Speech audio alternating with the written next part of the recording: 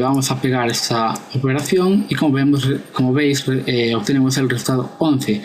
Mandamos la función anónima del doble de la entrada en enteros, la recibe y aplica f de 5, es decir, esa función del doble a 5, o sea, 10 más 1, 11. Bien.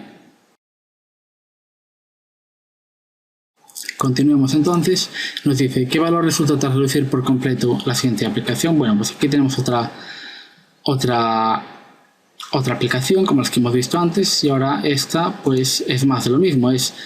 Ahora, si nos fijamos un poco, bueno, aquí tenemos fun, esto es una función anónima hasta aquí.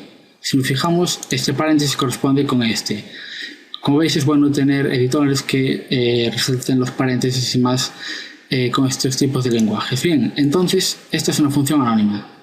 Si nos fijamos aquí, tenemos otra función anónima, fun_i, que nos lleva a 2i. Y luego aquí pues tenemos dos números. Bien, entonces vamos a leerlo poco a poco.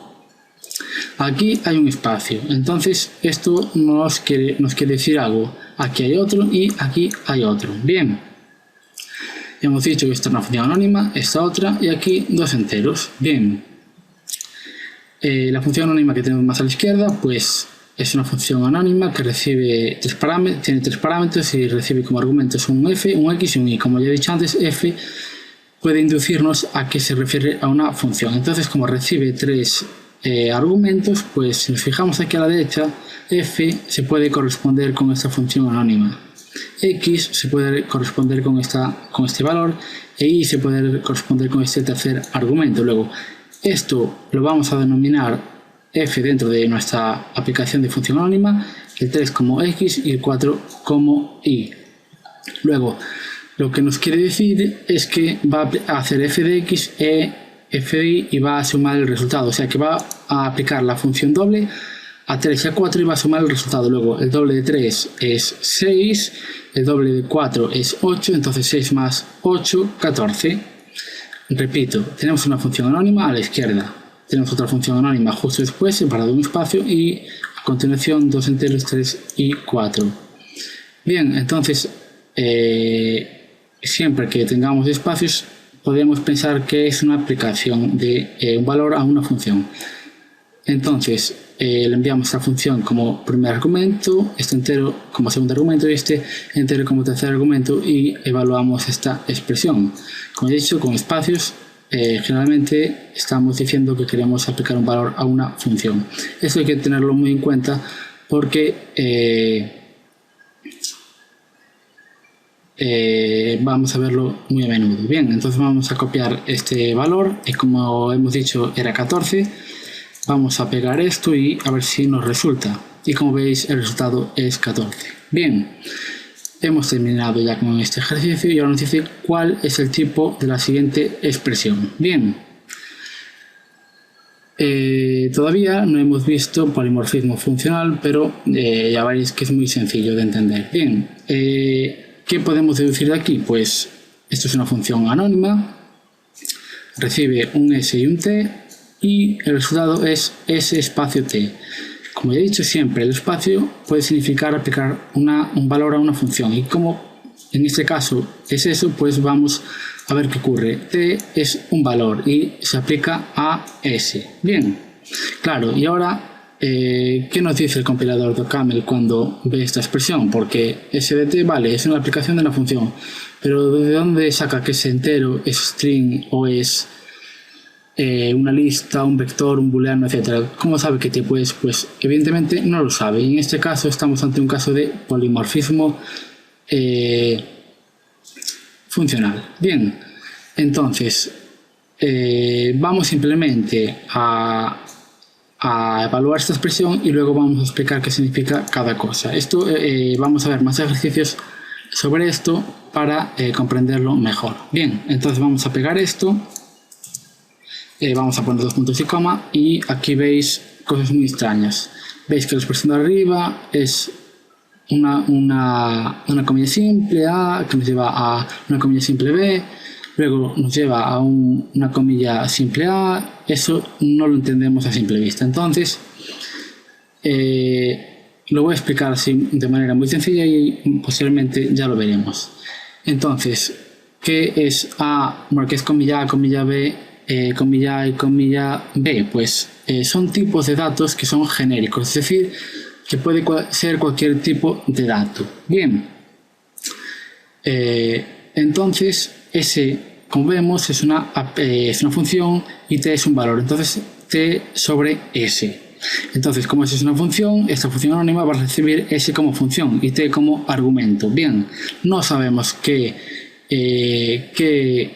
argumento, de qué tipo es el argumento t, ni de qué tipo es el resultado de la función s al ser aplicado t sobre esa función. Entonces, s no sabe ni qué entra ni qué sale. Luego, esta expresión pues va a recibir un s, que es una función que lleva un alfa a un beta, es decir, no sabe ni qué entra ni qué sale. Entonces representamos esta función de manera genérica de una entrada alfa a una entrada beta. Bien, esto es el primer argumento, claro, pero esta función recibe un t, que como vimos era un alfa, es decir, a S le entra un valor t que no sabemos de qué tipo es. En este caso lo hemos denominado alfa. Y luego hemos dicho que de S sale un beta que tampoco conocíamos. Entonces t es el tipo alfa. Y como último debemos decir que de toda esta función nos va a salir el resultado de st, o sea, la salida de S, que como habíamos dicho era beta. Luego esto es una función, vamos a marcarlo. Esto es la función S, es el tipo de la función S. Luego alfa es el tipo de t y beta es el tipo del resultado de la función de aplicar t a s. Como veis, esta es toda una función anónima que recibe una función de alfa en beta y recibe un alfa y nos devuelve un beta. Bien, estoy seguro de que puede resultar algo complicado y más si nunca lo habéis visto, pero más adelante lo explicaré con más calma y veremos muchos ejemplos sobre esto para entenderlo perfectamente. Bien, entonces ya nos dijo que explicáramos, bueno, cuál era el tipo. Evidentemente nosotros cuando tratemos de averiguar cuál es el tipo de las funciones, jamás lo haremos, o sea, no declararemos la expresión y veremos lo que nos dice el compilador. Tenemos que deducirla por nosotros mismos porque es la forma en que podemos decir esto es así o esto es asá, es decir, que sabemos de lo que estamos hablando. Bien, este ejercicio nos dice que definamos una función que reciba una variable lo llama de esta manera, aunque yo no los llamo variables, los llamo nombres, variable entera x, variable entera x, importante, entera x y retorne el flotante que resulta de sumar x con 0,5. Bien, entonces nos pide que definamos esa función.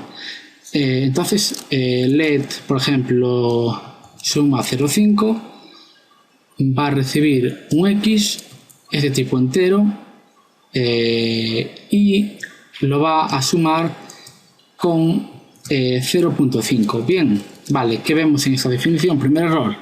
Bueno, aquí tenemos un 0,5, por lo tanto este operador no puede ser operador de enteros, tiene que ser operador de flotantes. Bien, x es de tipo entero, porque nos lo dice el enunciado, pero aquí lo que deseamos es tener un flotante porque este operador trabaja sobre flotantes y para sumar con 0,5 pues necesitamos un flotante.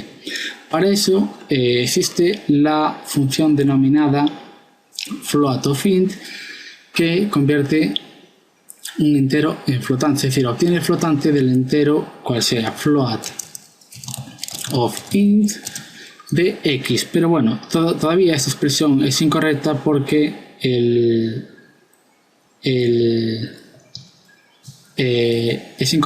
aquí lo que deseamos es tener un valor, no una llamada a un valor.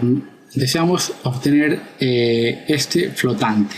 Bien, entonces aquí lo que estamos diciendo es que x es un entero. ¿Por qué? Porque float of int recibe un entero. Entonces x necesariamente tiene que ser entero. Luego, al evaluar esta expresión, pues obtenemos un flotante y al sumarlo con 0,5 obtenemos el resultado que queremos. Luego suma 0,5, ¿qué va a ser? Pues una función que recibe un x entero y devuelve como resultado un flotante que es la suma de ese entero con 0,5. Entonces le damos a enter y como veis obtenemos esta definición de función, obtenemos la función suma 0,5, que recibe un entero y devuelve un float. Y como veis, es el tipo función, muy importante, es un tipo, las funciones son un tipo.